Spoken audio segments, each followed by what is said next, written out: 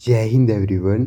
आज की इस वीडियो में हम बात करेंगे जो एम्स जम्मू है उसके अंदर कुछ वैकेंसीज अलॉट की गई हैं जिनके लिए आप एज अ ऑफलाइन अप्लाई कर सकते हो।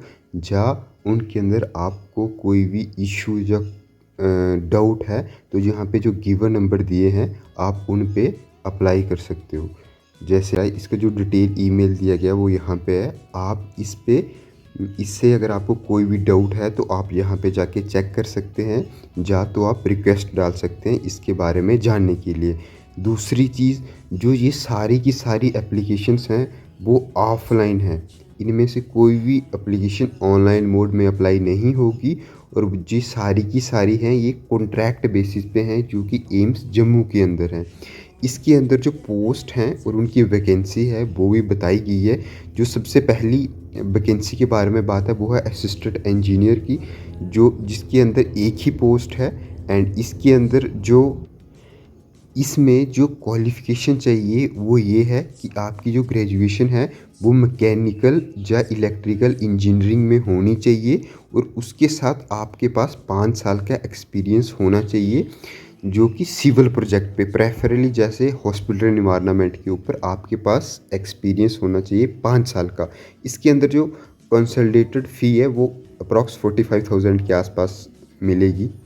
उसके अलावा जो जो सेकंड पोस्ट है वो है असिस्टेंट इंजीनियर की, जो कि सिविल इंजीनियरिंग होनी चाहिए, जिसके अंदर टोटल 2 पोस्ट हैं। और इसकी भी जो क्वालिफ़िकेशन रिक्वायरमेंट है वो आपकी ग्रेजुएशन होनी चाहिए सिविल इंजीनियरिंग में, और उसके साथ आपको 5 साल का एक्सपीरियंस होना चाहिए डिज़ाइनिंग के अंदर। डिज़ाइन और इंजीनियरिंग जो सिविल प्रोजेक्ट है उनके अंदर डिज़ाइनिंग के लिए, तो इसका भी जो उनका फ़ी कंसल्टेटेड फ़ीस है वो आपकी अप्रॉक्सीमेटली 45,000 के आसपास होगी। के बाद आपके पास जहाँ पे है असिस्टेंट स्टोर ऑफिसर का, जिसकी जो पोस्ट है वो है एक, और जो रिक्वायरमेंट है आपके पास डिग्री की वो आपके पास पोस्ट ग्रेजुएशन होनी चाहिए, या तो ग्रेजुएशन होनी चाहिए यूनिवर्सिटी से। उसके अलावा इसमें अंदर आपके पास 3 साल का एक्सपीरियंस होना चाहिए स्टोर्स में काम करने का। बट अगर आपके पास मेडिकल है तो आपको प्रेफर किया जाएगा, अगर नहीं है तब भी आप अप्लाई कर सकते हैं। इसके अंदर भी कंसल्टेटेड फ़ी है वो है 45,000 के आसपास। इसके अलावा जो तीसरी इसके अंदर पोस्ट है वो है हॉल अटेंडेंट की, जिसके अंदर आपकी जो क्वालिफ़िकेशन है आप 10th या 12th पास होने चाहिए, एंड एक साल का आपके पास एक्सपीरियंस होना चाहिए इसके अंदर आपके पास। और इसकी जो सैलरी है वो कंसल्टेटिव फ़ी है वो आपके पास अप्रॉक्सीमेटली 26,000 के आसपास है।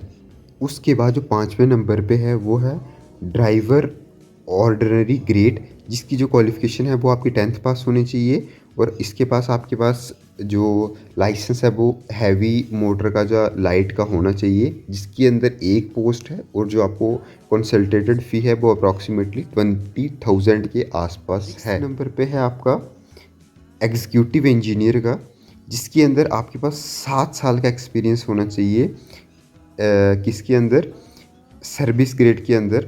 और आप रिटायर ऑफिशियल्स भी हो सकते हैं, इसमें ज़रूरी नहीं कि आप करंटली हो, आप रिटायर वगैरह किसी भी, अगर आप गवर्नमेंट सर्विस में थे, अगर आप रिटायर हो चुके हैं आप तब भी अप्लाई कर सकते हो।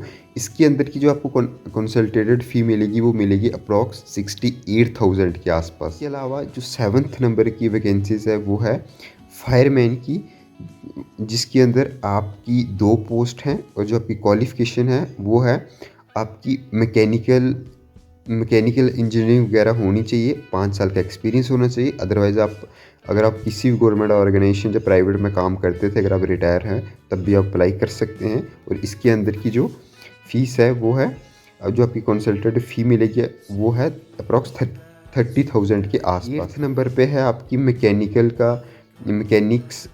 की, जो कि एयर कंडीशनिंग या रेफ्रिजरेटर का। इसके अंदर आपकी 10th पास होनी चाहिए, अदरवाइज या तो कुछ डिप्लोमा होना चाहिए और 2 साल का एक्सपीरियंस होना चाहिए। इसके अंदर जो आपको कंसल्टेटिव फ़ी है वो आपको 20,000 के आसपास मिलेगी।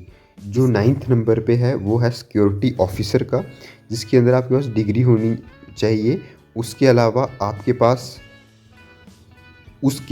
आपके पास सिक्योरिटी के रिलेटेड 2 से लेके आपके पास एक्सपीरियंस होना चाहिए। इसके अंदर जो आपको आपकी कंसल्टेटेड फ़ी है वो अप्रॉक्सीमेटली आपको 56 या 57,000 के आसपास मिलेगी। लेकिन इसके अंदर जो आप ऑफिसर है पुलिस डिपार्टमेंट या सेंट्रल स्टेट गवर्नमेंट के अंदर या पैरामिलिट्री के अंदर 2 से 3 साल की रेगुलर सर्विस आपके पास होनी चाहिए।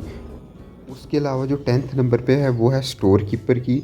स्टोर कीपर के अंदर 6 वैकेंसीज़ हैं, जिसके अंदर अप्रॉक्सीमेटली आपको जो डिग्री होनी चाहिए आपके पास, 3 साल का एक्सपीरियंस होना चाहिए और आपको कंसल्टेटेड फ़ी है वो 36,000 के आसपास है। 11th नंबर स्टोर कीपर की क्लर्क की, जिसकी आपकी ग्रेजुएशन होनी चाहिए, 1 साल का एक्सपीरियंस होना चाहिए। टोटल पोस्ट 9 है इसके अंदर और आपकी जो कंसल्टेटेड फ़ी है वो 20,000 के आसपास है। नंबर पे है आपका स्टोर ऑफिसर का, जिसके अंदर एक वैकेंसी है। आपके पास रेगुलर सर्विस मतलब होनी चाहिए 3 साल के अंदर असिस्टेंट की एज अ, और अभी आप रिटायर हो सकते हैं एज अ, मतलब रिटायर हो सकते हैं स्टेट या सेंट्रल गवर्नमेंट के अंदर से। और इसके अंदर जो आपकी कंसल्टेटेड फ़ी है वो 57,000 के पास है। जूनियर रिसर्च ऑफिसर की, जो कि फाइनेंस के अंदर होनी चाहिए, आपकी ग्रेजुएशन कॉमर्स के अंदर होनी चाहिए, 2 साल का एक्सपीरियंस होना चाहिए और आपकी यहाँ पे 47,000 के आसपास आपकी कंसल्टेटेड फ़ी है। 3 नंबर पे है जूनियर रिसर्च ऑफिसर का, जिसके अंदर एक पोस्ट है। आपकी डिग्री होनी चाहिए किसी यूनिवर्सिटी के अंदर से, आपके पास एक्सपीरियंस होना चाहिए 3 साल का और आपकी अप्रॉक्सीमेटली 47,000 के आसपास कंसल्टेटेड फ़ी है। इसके अंदर आपकी जो टोटल पोस्ट है वो है 31। उसके अलावा इसमें जो आपकी फ़ीस है अप्लाई करने की वो है SC ST की 0 और अदर कैटेगरीज़ की इसके अंदर जो फ़ी है वो है 295 रुपीज़। और जो इसकी ऑनलाइन एप्लीकेशन है वो आप ऑफलाइन तरीके से अप्लाई होगी, जिसमें आप स्पीड पोस्ट के थ्रू अप्लाई कर सकते हो। ज़्यादा डिटेल्स के लिए आप इनकी इंस्ट्रक्शन पढ़ सकते हो। अगर और डेटा वगैरह चाहिए तो आप जाके इनकी जो ऑफिशियल वेबसाइट है, जो हेल्पलाइन नंबर है, वहाँ से ले सकते हो। So thank you so.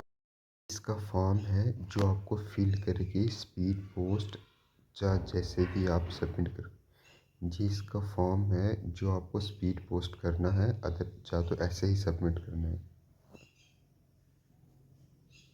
Thank you so much.